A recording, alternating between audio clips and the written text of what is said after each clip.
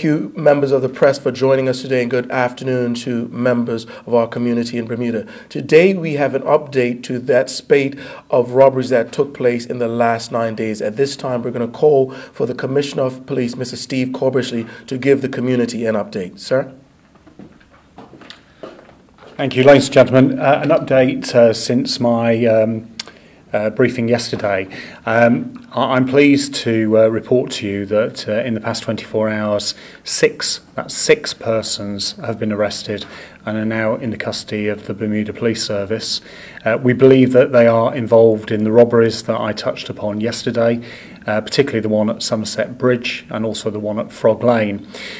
We've also recovered stolen property that we believe was taken in those robberies and also a stolen motorcycle. The investigation will progress over the next 24 hours, where we will seek the opportunity to identify and secure evidence and, where possible, bring those responsible to justice. I am extremely grateful to the assistance and attention of the local community and also the media for reporting on this matter. I think this is an excellent example of how the police should be working, bringing together intelligence and the assets that we have and the information that members of the public can present to us. I wish to be quite clear that these kind of offences are extremely violent and will not be tolerated. And this is an example of the speed that we will respond and the way in which we will use intelligence. And those committing these crimes, or whether considering committing these crimes, should be fully aware that the full weight of the law will come down on them, and we'll identify every single opportunity to arrest and bring them to justice. Commissioner, can you identify, can you tell us from which end these individuals, especially ones in town, were they town-related guys or were they individuals from out the country? Well, you have to accept that this is a live investigation, so I can't disclose any detail of what's taken place. I can tell you it was intelligence-led, it was supported by other information. We were able to identify those that we believe are responsible. The most notable issue is that property we believe that has been taken during these robberies has been recovered, which gives us a very strong indication of those parties in custody, their involvement in these crimes. Can you confirm the individual, the tourist that was assaulted and robbed at the Whitehead area, that individual has been arrested? Well, in regards to this matter, that is part of the investigation that's going to take place, and that matter will be put to those in custody. Are you still looking for other people in connection with you? Well, as I mentioned yesterday, our position was that it wasn't the same two people involved in these robberies.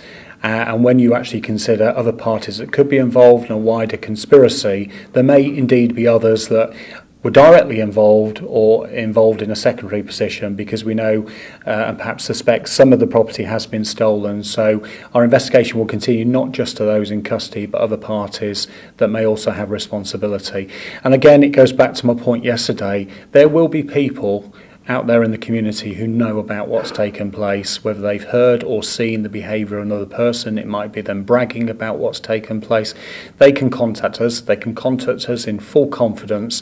But that information, like a jigsaw, brings together the full picture, and it allows us to take action. Will the police continue a high profile in certain areas throughout the island to bring a bit of calm and confidence to the public? Well, I hope by what's taken place, the community can take some confidence that with the speed that we responded, and of course we're intelligence-led, and we will put resources in those locations where we believe crime has taken place, but also to be visible to reassure members of the community. Part of policing is being visible, and it's being visible in the right locations, and certainly under my charge that activity will continue. Anyone else? Yeah, Mr. Corbishley, so the two incidents that you speak of, the Sunset Bridge and the bracelet, both of them involving motorcycles, same circumstances? Or well, this is a complex investigation, and we've got, as I say, 6 people in custody, and it's not just those two matters. There will be other matters that we will look into. What I would look to do is, at a point when we've concluded the investigation and we're in a position to consider what happens next, a further press conference will take place.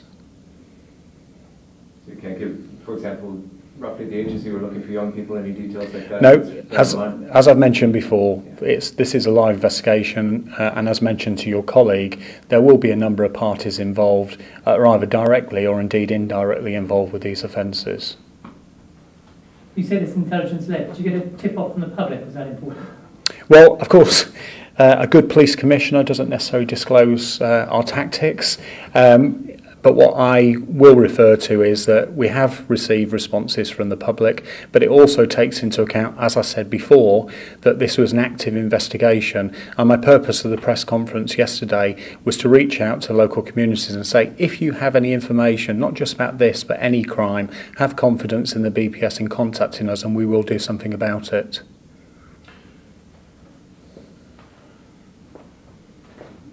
Ladies and gents, thank you very much.